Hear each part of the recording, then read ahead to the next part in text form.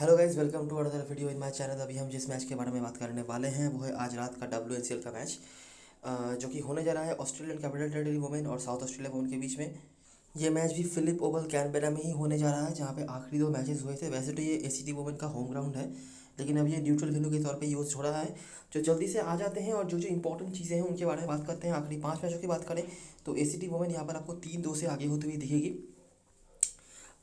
यहाँ पे अगर मैं नोटिस करवा रहा हूँ आपको, तो इस पर्टिकुलर फिक्सचर में ACT वुमेन का बैटिंग जो है बहुत खास नहीं हुआ है। ठीक है, एक बैट्समैन रही थी इनकी टीम में जो कंसिस्टेंटली इस फिक्सचर में बहुत अच्छा करती थी, शतक वगैरह भी लगा के आई थी, लेकिन वो अनफॉर्चुनेटली अभी स्क्वाड का पार्ट नहीं है। उसके अलावा मतलब उन्होंने जब रन बनाया है बड़ा, तो ACT वुमेन का भी टोटल अच्छा हुआ है, और उन्होंने जब नहीं बनाया तो रन कम बने हैं। ऐसा ही मामला है। और जहाँ जहाँ पे ACT वुमेन जीती है, वहाँ वहाँ पे जैसा मैं हमेशा ही कहता हूँ कि वो बॉलिंग डिपेंडेंट टीम रही है, तो बॉलिंग से डोमिनेट करके उन्होंने जीत हासिल करा है साउथ ऑस्ट्रेलिया वुमेन के अगेंस्ट में। बहुत ही बड़े बड़े कुछ प्लेयर्स हैं जिनका कुछ यूनिक ऑब्जर्वेशन है इस मैच में। आखिरी मैच पर भी हमने बहुत यूनिक ऑब्जर्वेशन करे थे। मेगन शूट के बारे में मैंने बताया था, वेलिंगटन के बारे में मैंने बताया था। अगर आपने रिस्क लिया होगा तो ज़रूर आपके लिए वो फ़ायदेमंद साबित हुआ होगा। तो यहाँ पर भी मैं कुछ चीज़ें बताऊँगा, ध्यान से सुनते जाना हर एक पॉइंट, क्योंकि ये टूर्नामेंट आप जैसा जैसा ट्रेंड ऑब्जर्व करेंगे उसी हिसाब से जाता है, बहुत ज़्यादा इधर उधर होता नहीं है। तो देखते चलो, पहला मैच ये है। पिछले सीज़न में कोई भी मैच नहीं हुए थे, तो इसीलिए मेरे पास कुछ भी तैयार नहीं था, मुझे बिल्कुल शुरुआत से करना पड़ा, इसीलिए टाइम लग गया। तो जो भी हो, ये है पहला मैच। देखिए, ACT वुमेन की बैटिंग यहाँ पर अच्छी नहीं हुई। KT Mack highest run scorer. Bowling से नाम नोटिस करते जाओ, एमांडा वेलिंगटन। प्राइस तो चलिए आखिरी मैच में खेली नहीं थी, और मेगन शूट का 1 विकेट। साउथ ऑस्ट्रेलिया चेज नहीं कर पाई। लीड किया किसने? एंजेला रीक्स तब बॉलिंग करवाती थी, और एरिन ओसबॉर्न। ठीक है, एरिन या एरिन जो भी नाम है, ओसबॉर्न। लो स्कोरिंग एनकाउंटर, बॉलरों का भतेरा डोमिनेशन। दोनों इनिंग्स मिलाकर हमें 4 ऐसे बॉलर्स देखने को मिले जिन्होंने 3 से ज़्यादा विकेट निकाले। ठीक है, मेडन्स वगैरह भी थे। अच्छा, नेक्स्ट मैच फिर से ACT 133 पर निपट गई। इस बार रीक्स के बैटिंग से परफॉर्मेंस थे। वेलिंगटन फिर से, साउथ ऑस्ट्रेलिया फिर से निपट गई 100 रन के भीतर। ओसबॉर्न यहाँ पर भी थी रीक्स के साथ। और ये जो मैच है ये कैनबेरा में हुआ था, इसी ग्राउंड पे नहीं, लेकिन कैनबेरा में हुआ था। मतलब ओवरऑल अगर आप कैनबेरा की बात करें तो आखिरी मैच यही है जब ये दोनों टीमें कैनबेरा में भिड़े थे, तो ये हाल हुआ था। उसके बाद ये है इस फिक्सचर का highest scoring encounter, 268। KT Mack जैसा हमेशा रहती है, लेकिन यहाँ पर एक और बैट्समैन थी जिनका नाम था क्ले कॉस्की। उन्होंने यहाँ पर शतक लगाया था, और वही इस फिक्सचर में ACT वुमेन के होकर दी मोस्ट कॉन्सिस्टेंट बैट्समैन रही हैं। लेकिन वो ऑफकोर्स अवेलेबल नहीं है, तो उनके बारे में ज़्यादा बात हम नहीं करेंगे। वेलिंगटन का यहाँ पर भी विकेट। साउथ ऑस्ट्रेलिया ने यहाँ पर चेस कर लिया। अभी यहाँ से एक प्लेयर का परफॉर्मेंस आपको देखना शुरू हो जाएगा, वो है ब्रिजेट पैटरसन। ठीक है, टालिया मैगरा का यही एक लौता मैच था जहाँ पर उन्होंने रन बनाया था। इसके सिवाय सोफी डिवाइन भी इस मैच में खेल रही थी साउथ ऑस्ट्रेलिया का, और उन्होंने रन बनाए थे। तो सब मिलाकर 40 ओवर में ही बहुत ही आराम से यहाँ पे रन को चेस कर लिया था। लेकिन बॉलिंग में ओसबॉर्न के यहाँ पर भी विकेट थे। Second last match, south Australia ने फिर से यहाँ पर बड़ा स्कोर खड़ा किया। फिर से ब्रिजेट पैटरसन, फिर से ओसबॉर्न। ACT चेस नहीं कर पाई बैटिंग से, क्योंकि वो पीछे ही रही है, और क्लेयर कॉस्की भी यहाँ पर कुछ खास नहीं कर पाई थी। KT मैक, फिर से वेलिंगटन। शूट के यहाँ पर विकेट हैं, लेकिन कितने? एक। टालिया मैगरा सिर्फ बॉलिंग से परफॉर्मेंस है, 1 विकेट, बाकी कुछ भी नहीं। आखिरी जो मैच हुआ, साउथ ऑस्ट्रेलिया की बैटिंग अच्छी नहीं हुई थी, लेकिन फिर से एना ब्रिजेट पैटरसन, पैटरसन होगा ये, और टालिया मैगरा ने यहाँ पर भी एक अर्धशतक लगाया था। और यही वो मैच था जहाँ पर येट्स ने 6 विकेट निकाला था पिछले, मतलब सेकेंड लास्ट सीजन में। ये पिछले सीजन का मैच नहीं है, सेकेंड लास्ट सीजन का मैच है, आपको ना पिछले सीजन का ही मैच है। तो ये हुआ था। ओसबॉर्न के फिर से विकेट। चेस कर लिया इसी ने। KT मैक हमेशा ही जो हर फिक्सचर में रहती है, यहाँ पर भी है। साथ में एरिन कर्शॉ, या एरिन जो भी नाम है इनका, कर्शॉ। बेट्स ने 2 विकेट निकाला था, और वेलिंगटन तो है ही साथ में, मैकरा के भी विकेट। तो यहाँ पर आप नोटिस कर सकते हैं कि लगातार 3 मैच में पैटरसन ने रन बनाया है। 3 नहीं, हाँ जी हाँ, 3 मैच में पैटरसन ने रन बनाया है, जिनमें से उनके खाते में एक शतक भी है। और इस जो पांचों ही मैचों में पैटरसन ने मिनिमम 20 या 25 रन करके बनाया हुआ है, भले ही बहुत बड़ा स्कोर नहीं हो। ठीक है, KT मैक एक और कंसिस्टेंट प्लेयर आपको दिख रही है, हर मैच में ही कुछ ना कुछ उनके खाते में आया है, भले ही वह अर्धशतक करे या नहीं करे। इसके सिवाय बॉलिंग से आपको दिख रहा होगा एरिन ओसबॉर्न और अमांडा वेलिंगटन कंसिस्टेंटली इस फिक्चर में विकेट निकाल रही हैं, भले ही एक निकाल लें या उससे ज़्यादा, लेकिन विकेट उनके खाते में हमेशा रहा है। ठीक है, आप नोटिस कर सकते हैं वेलिंगटन ओसबॉर्न, वेलिंगटन ओसबॉर्न, फिर से आप देखेंगे ओसबॉर्न और वेलिंगटन। और जो बिल्कुल पहले सूची के जो मैचेस थे जहाँ पर फुल ऑन बॉलिंग डोमिनेशन हुआ था, वहाँ पर ओसबॉर्न और वेलिंगटन ने ही लीड किया था दोनों ही बार। ठीक है, साथ में कोई और हो सकते हैं। तो ये है कहानी। इसके सिवाय बैटिंग से हमें वही सेम कुछ नाम देखने को मिले हैं, केटी मैक और यहाँ से पैटरसन और मैगरा, बीच बीच में एक दो बार उनके भी नाम आए हैं, लेकिन इतना कंसिस्टेंट तो नहीं। ठीक है, बिल्कुल स्ट्रेट फॉरवर्ड नाम है। एक और बहुत बड़े प्लेयर का यहाँ पर आपको उतना अच्छा परफॉर्मेंस देखने को नहीं मिल रहा है, वो है मेगन शूट। मेगन शूट को इस फिक्चर में अभी तक तो एक से ज़्यादा विकेट नहीं मिला है। जनरली वो बहुत बड़ी बॉलर हैं, लेकिन इस फिक्चर में अभी तक उनके खाते में एक से ज़्यादा विकेट नहीं आए हैं। जैसे कि आप देख सकते हैं यहाँ पर एक बीच बीच में कुछ एक आध मैच में आया है, और बहुत मैच में, बहुत मतलब पाँच पाँच ही मैच हैं यहाँ पर, एक आध मैच में वो विकेट लेस भी गई हैं।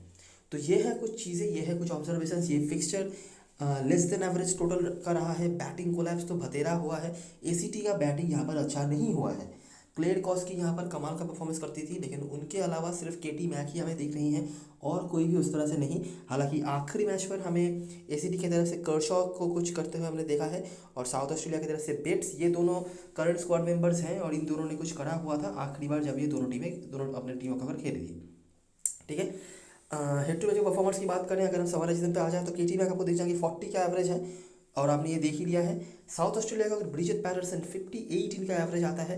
टालिया मैकरा 250 है, 75 एक बार, और शायद 56 कुछ, लेकिन उसके अलावा और कुछ भी आप आगे ये 3 मैच में इनका नहीं है। लेकिन मतलब जिस दिन करी है उन्होंने रन, उस दिन 50 के ऊपर बनाया है, और जिस दिन नहीं उस दिन बिल्कुल खाली। तो हिट और मिस टाइप की रही है टालिया मैकरा इस फिक्चर में, याद रखना। उसके बाद एक नाम आता है जेमा बार्सबी। जेमा बार्सबी क्वींसलैंड के होकर खेलती थी, नंबर 8-9 पे बैटिंग आता था। कभी भी इस फिक्चर में अभी तक वो फेल नहीं हुई है। फेल मतलब मैं कह रहा हूँ मिनिमम 30 रन नहीं बनाया है उन्होंने, ऐसा कभी नहीं हुआ है। हाँ, क्योंकि 8-9 पर वो आती थी तो टीम हो सकता है ऑल आउट हो जाती थी, वो नॉट आउट रहती थी, ऐसा ऐसा होता था। लेकिन वो खुद कभी 30 रन से नीचे इस फिक्चर में आउट नहीं हुई है। उनका एवरेज यहाँ पर डिसेंट है, और मुझे नहीं लगता कि कोई भी आपको उस तरह से दिखेगा कि जे बार्सिलोना को ट्राई भी कर रहे हैं, लेकिन एक बहुत बड़े अलग हटके वीक हो सकती है बैटिंग से ही, क्योंकि रिकॉर्ड्स है, इसीलिए मैं हो सकता है इसीलिए आपको सजेस्ट नहीं करूँ, क्योंकि 51 रन वो नॉट आउट रह रहे हैं कि उन्होंने बनाया है, हाईएस्ट स्कोर ही उनका 56 है। तो समझ लीजिए 30-40 रन अगर बना भी देती है, अगर विकेट नहीं मिलता है, तो हो सकता है कि ऐसे बहुत सारे प्लेयर्स आपके सामने आ जाए जो उनसे ज़्यादा रन कलेक्ट करके दें।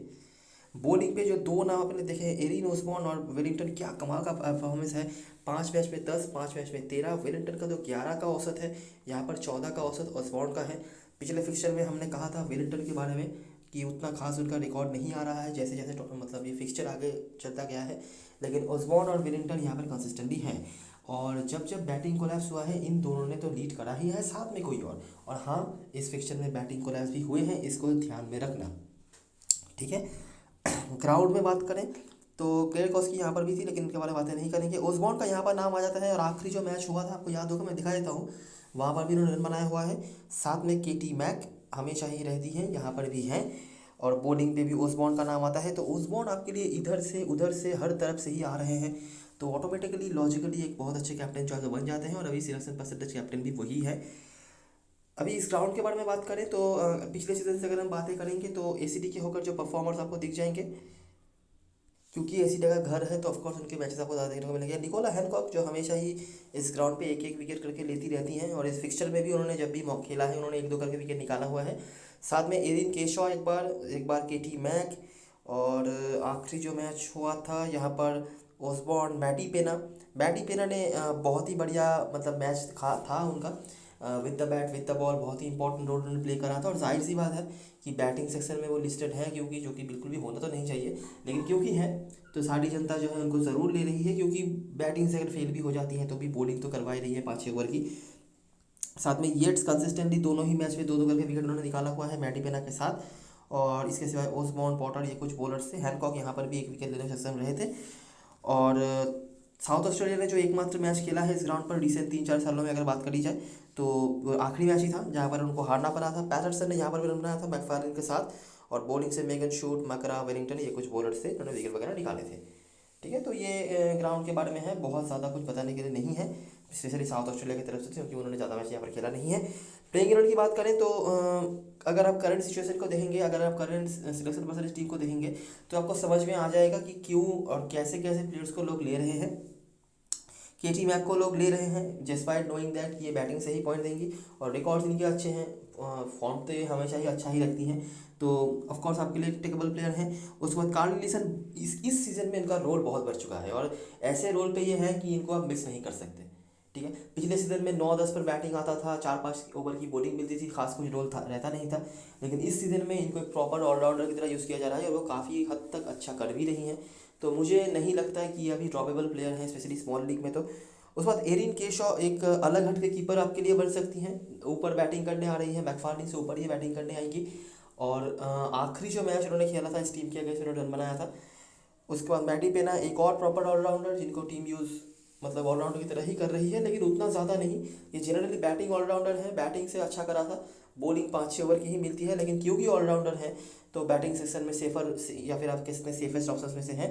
उसके बाद ओसबॉर्न एंजेला डिक्स बॉलिंग नहीं करवा रही हैं, अगर कराती तो मेरे लिए बहुत इंपॉर्टेंट पिक हो सकती थी, लेकिन सिर्फ बैटिंग करवा रही हैं क्योंकि, तो रिस्की हो जाता है स्मॉल लीग में, और सिलेक्शन परसेंटेज भी यही कहेगा आपको। उसके बाद ओलिविया पॉटर खास कुछ करा नहीं है, सिर्फ बॉलिंग से एक आध विकेट बीच में निकाला है, बैटिंग से कुछ करा नहीं है।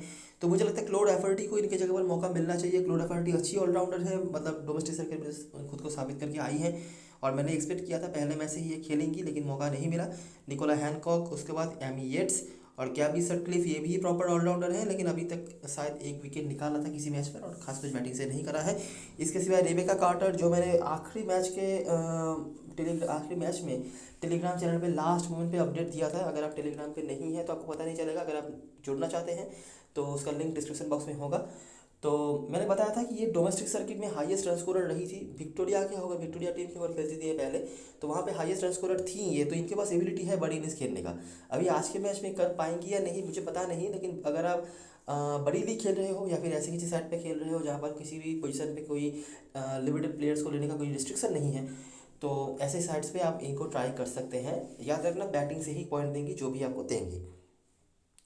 और हाँ, एक ऑब्जर्वेशन ये भी है कि जैसे मैंने बताया क्लेयर कॉस्की ने यहाँ पर बहुत अच्छा करा हुआ था, वो भी ओपनर हुआ करती थी केटी मैक के साथ, वो भी आती थी।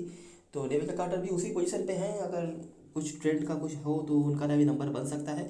बाकी दोनों अलग प्लेयर हैं, इसलिए मैं ज़्यादा बातें नहीं कर रहा, स्मॉल लीग में तो स्पेशली नहीं। साउथ ऑस्ट्रेलिया के होकर टालिया मैकरा, ब्रिजिट पैटरसन, उसके बाद कोर्टनी वे पिछले मैच में खेली थी, लेकिन बॉलिंग नहीं कराई गई थी इनको, तो जोशीबा डूली हो सकता है कि इनको मौका दिया जाए। टीगन मैकफार्लिन, एन ओनिल खेली थी, लेकिन कोई रोल नहीं था इनका भी, सिर्फ बैटिंग से। तो अगर सिर्फ बैटिंग ही करवानी है तो मुझे लगता है एमा डे ब्रॉ बेटर ऑप्शन हो सकती है, क्योंकि ये मतलब बैटिंग में अगर बात आ जाए तो हमेशा एना ओनिल से बेटर रही है। बाकी अभी टीम का डिसीजन होगा क्या कराना है, क्योंकि दोनों ही बॉलिंग भी कर सकती हैं, टीम देंगे या नहीं वो तो अलग बात है। उसके बाद Amanda Wellington, Gemma बार्सबी, bets, price पिछले मैच में तो नहीं खेली थी, तो डार्सी ब्राउन और मेगन शूट। तो लेकिन एलेक्स प्राइस का इस फिक्चर में रिकॉर्ड अच्छा है, और अगर टीम को एक्स्ट्रा कोई बॉलर चाहिए, क्योंकि जेमा बार्सबी को टीम ऊपर खिला रही है, ठीक है, बॉलिंग उनको प्रॉपरली मिली है, लेकिन अगर इनको ऐसे ऑलराउंडर खिलाना है तो प्राइस को टीम यूज़ कर सकती है एज ए एक्स्ट्रा बॉलर, अगर टीम को चाहिए तो। नहीं तो वेब और डोली पिछले मैच में दोनों ही एक साथ खेले थे, मैंने गलत कहा था ऊपर। अच्छा, यहाँ पर अगर कुछ चीज़ों की बात करी जाए तो देखिए टालिया मैकरा इस फिक्चर में कंप्लीटली हिट और मिस रही है। बॉलिंग से एक विकेट से ज़्यादा तो मैंने अभी तक देखा नहीं है, बैटिंग से जिस दिन करा है उस दिन 50 के ऊपर, और जिस दिन नहीं उस दिन नहीं। स्मॉल लीग में कभी भी ये गलती मत कर लेना, आप कैसा भी कॉम्बिनेशन क्यों ना बना रहे हो, इनको तो मिस मत कर लेना। बड़ी लीग में कॉम्बिनेशन में अदला बदली जब कर रहे हो तो Talia McGrath can be A player you can drop. मैं जिन प्लेयर्स को मेरे किसी भी टीम में ड्रॉप नहीं करना चाहूँगा, देखिए यहाँ पे बहुत ज़्यादा ट्रेंड के बाहर चीज़ें जाती नहीं हैं, ठीक है, तो इसलिए मैं सजेस्ट यही करूँगा, स्मॉल लीग में तो ऑफकोर्स, इवन बड़ी लीग में भी बहुत ज़्यादा इधर उधर करने की ज़रूरत नहीं है। तो जिन प्लेयर्स के साथ मैं ज़्यादा पसंद करूँगा उनमें से हैं Bridget Patterson, एमंडा Wellington, Gemma Barsby और Sam Bates. Even Megan Schutt भी मेरे शायद सब टीम में नहीं होंगी, लेकिन ये जो 4-5 प्लेयर्स हैं ये मेरे सब टीम में आपको दिख जाएंगे। जेमा बार्सबी मेरे लिए बहुत बड़े अलग हटके पिक हो सकती हैं, और बॉलिंग भी जिस तरह से उनको दी गई है, पिछले मैच में विकेट ज़रूर नहीं मिला था, लेकिन जिस तरह से उनको बॉलिंग दी जा रही है पूरा, वहाँ पर विकेट मिलने के चांसेस भी उनके लिए बढ़ जाते हैं, और बैटिंग से यहाँ पर रिकॉर्ड उनके काफ़ी अच्छे हैं। बाकी रिस्क लेना ना लेना वो आपके ऊपर है, मैं बार बार ये चीज़ कहता हूँ।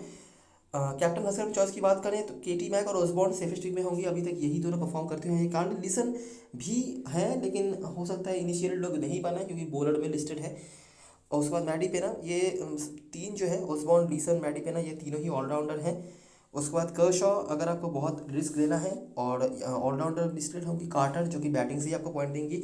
और एक ट्रेंड ऑब्जर्वेशन है कि क्लेयर कॉस की ओपनिंग पे आती थी केटी मैक के साथ, वो कंसिस्टेंटली फिक्सचर में रन बनाती थी, तो कार्टर भी उसी पोजीशन पे है, बाकी देखना होगा क्या करती हैं वो। और उसके बाद सटक्लिफ, साउथ ऑस्ट्रेलिया का होगा Tahlia McGrath, Amanda Wellington safest में होंगे अगर कोई बनाना चाहता है तो। उसके बाद मेगन शूट और ब्रिजेट पैटरसन मेरे लिए बहुत इंपॉर्टेंट बैट्समैन होने वाली हैं, इवन मैं कहूँगा केटी मैक्स से भी ज़्यादा। अगर आपको बैट्समैनों में से देखना है जो शायद ही आप स्मॉल लीग में देखेंगे, बड़ी लीग में, तो Bridget Patterson can be an option. Consistently इस फिक्चर में उनके रन है, बड़ा रन कभी शायद नहीं बनाया है, लेकिन मतलब कभी कभी अगर मिस भी कर गई हैं, लेकिन कंसिस्टेंट रन जरूर उन्होंने बनाया हुआ है। उसके बाद बेट्स पिछले मैच में विकेट लेस गई थी, लेकिन आपने देखा उन्होंने बैटिंग से अच्छी परफॉर्मेंस करी थी, बॉलिंग भी सही कराई थी, विकेट खाली नहीं मिला था। लेकिन जिस दिन उनको ये विकेट मिलना शुरू हो जाएगा, आपको दिख जाएगा कि 50-60 के ऊपर पॉइंट से ये नीचे नहीं जाएंगी।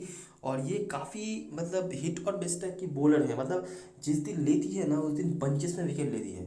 तो जहाँ पे रिस्की कॉम्बिनेशन बना रहे हो ना, उस वहाँ पे इनके लिए एक जगह छोड़ के रखना।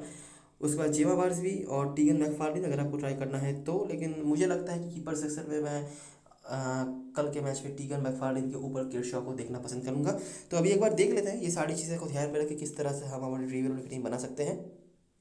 तो ये है बिल्कुल सेफ एक स्ट्रक्चर, ठीक है। एक खाली मैं सिलेक्शन परसेंटेज के साथ नहीं गया हूँ, वो है एरिन ओसबॉर्न, एरिन किरशॉ। मैकफार्लिन से सिलेक्शन परसेंटेज वाली प्लेयर हैं, मैं किरशॉ के साथ गया हूँ। इसके सिवाय लोग ज़्यादा बहुत इधर उधर नहीं कर रहे हैं। बॉलर सेक्शन में हाई लोग बेट्स के साथ कुछ कर सकते हैं, लेकिन मुझे नहीं लगता कि स्मॉल लीग में आपको मतलब दिख भी जाएगा कोई ऐसा करते हुए। और कीपर सेक्शन में लोग मैकफार्लिन को ले रहे हैं, लेकिन मैं किरशॉ को ले रहा हूँ, यही है। बाकी उस तरह से मुझे और कुछ दिख नहीं रहा है, ठीक है। आ, बाकी अगर आप चाहो तो कीपर भी सेफ ही ले सकते हो, कोई दिक्कत वाली बात वहाँ पे नहीं है।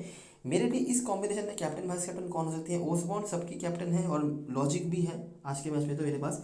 और उसके बाद वाइस कैप्टनसी के लिए हो सकता है कि मैं थोड़ा सा अलग हट के कुछ करूँ और वेलिंगटन के साथ जाऊँ, या फिर ब्रिजेट पैटरसन, जो बहुत ज़्यादा रिस्क हो सकता है।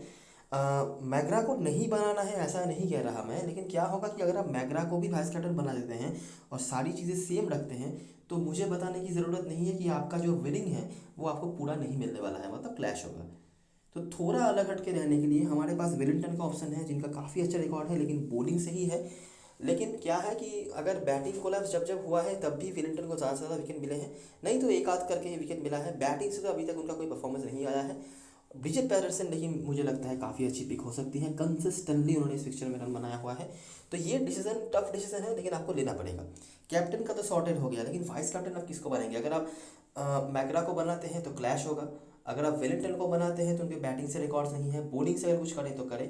ब्रिजेट पैटरसन को बनाते हैं तो वो बैट्समैन है, उनको बनाने में क्या रिस्क है मुझे बताने की ज़रूरत नहीं है, लेकिन कंसिस्टेंटली रन उन्होंने बनाया हुआ है। तो ये तीन ऑप्शन हैं जिनके साथ आप जा सकते हैं। एक और काम जो आप कर सकते हैं कि यहाँ पे एक आध पोजीशन में कुछ रिस्क लें, जैसा कि आप यहाँ पे केटी मैक या मैटी पेना के जगह पर रिस्क ले सकते हैं, या फिर येट्स के जगह पर भी रिस्क ले सकते हैं, लेकिन येट्स और मैटी पेना बॉलिंग करवा रही हैं, तो इसीलिए मैं इनिशियली नहीं कह रहा। इनके जगह पर आप रिस्क ले सकते हैं, और रिस्क लेके यहाँ पर जेमा बार्सबी को मैनेज कर सकते हैं। मेगन शूट के जगह पर आप बेट्स को लगा सकते हैं, ठीक है। निकोला हैनकॉक पे भी आप रिस्क ले सकते हैं, क्योंकि निकोला हैनकॉक एक से ज़्यादा विकेट अभी तक नहीं निकाल रही हैं। अगर आपकी कोई प्लेयर ऐसी आ गई जो एक या हेड टू हेड में एक मैंने 2 विकेट भी लेते हुए दिखाया इनको, लेकिन ऑन एवरेज एक ही आप पकड़ के चलो, तो अगर आपके लिए सामने ऐसी कोई प्लेयर आ जाती हैं जो उससे ज़्यादा पॉइंट देके जाती हैं, 10 पॉइंट भी अगर ज़्यादा चली जाती हैं, तो भी आपके लिए सिलेक्शन परसेंटेज टीम बनाने के बावजूद भी आपका जो टीम है वो सही हो जाएगा, ठीक है। ये छोटी मोटी चीज़ें हैं जो आप कर सकते हैं, मुझे नहीं लगता कि आपको बहुत ज़्यादा इधर उधर करने की ज़रूरत है। रिस्क की कॉम्बिनेशन जहाँ पे बनाएंगे ना आप, वहाँ पे चांस ले लेना टालिया मैगरा पे और मेगन शूट पे, ठीक है। इन दोनों के जगह पर आप बेट्स को लगा सकते हो, बार्सबी को लगा सकते हो अपने टीम में। और बड़ी लीग में मैं पहले ही बता देता हूँ, रेबेका कार्टर के लिए एक जगह ज़रूर बचा के रखना, किसके जगह पर लेंगे वो आपको देखना पड़ेगा। और बॉलरों में से तो मैंने बता ही दिया बेट्स के बारे में। सिर्फ टीम में ही नहीं, बड़ी लीग में एक टीम में इनको कैप्टन भी बना रही है, प्रॉपर ऑलराउंडर है, ठीक है। और जैसा कि रिकॉर्ड चला है साउथ ऑस्ट्रेलिया के बैटिंग का, इनके पास बैटिंग आ जानी चाहिए, अनलेस कि फिर से ऑस्ट्रेलिया वगैरह बैटिंग से कुछ करें। तो जिस टीम में जो कैप्टन बना रहे हो ना बेट्स को, वहाँ पर टालिया मैगरा को तो मत रखना, क्योंकि टालिया मैगरा अगर अच्छा कर देती हैं तो टॉप ऑर्डर में रन बन जाएंगे, तो इनके पास बैटिंग नहीं आएगी, मतलब ऐसी कुछ चीज़ें, ठीक है। बाकी एसीटी के वुमेन के साथ कोई, एसीटी वुमेन के बॉलिंग के साथ कोई छेड़खानी नहीं करनी है। आप भले ही उनके बैटिंग में से ऑप्शंस कम कर दो, लेकिन बॉलिंग से छेड़खानी नहीं करनी है।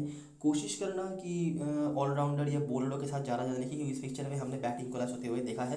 केटी मैक भी ड्रॉपेबल प्लेयर हैं, अगर आप कोई रिस्क वगैरह लेना चाहते हो तो, लेकिन सेफ कॉम्बिनेशन में उनको मत हराना। कैप्टन वाइस कैप्टन जॉस की बात करें, स्मॉल लीग में मुझे लगता है ओसबोर्न से बेटर ऑप्शन आपके पास नहीं है। इसके सिवाय आप वेलिंगटन के साथ जा सकते हैं, पैटरसन के साथ जा सकते हैं, केटी मैक के साथ जा सकते हैं। मगरा को मैं नहीं रख रहा क्योंकि हाईली इनकॉन्सिस्टेंट रही है, लेकिन सेफेस्ट वाइस कैप्टन यही है। और अगर कोई थोड़ा सा अलग हटके करना चाहता है तो इनको कैप्टन भी बना के ला सकता है। और जिस दिन ये चली है उस दिन 50 के ऊपर गया है, ये आपने देख ही लिया है। बाकी क्या करेंगी नहीं करेंगी ये तो वक्त ही बताएगा। तो ये रही सारी चीज़ें और सारी एनालिसिस। अगर आपको वीडियो अच्छा लगा हो तो लाइक ज़रूर करना, सब्सक्राइब करना चैनल को, टेलीग्राम चैनल पे ज़रूर ज्वाइन हो जाना अगर आपको लास्ट ओवर की कोई भी अपडेट वगैरह चाहिए तो। तब तक के लिए best of luck for this match and good bye for now.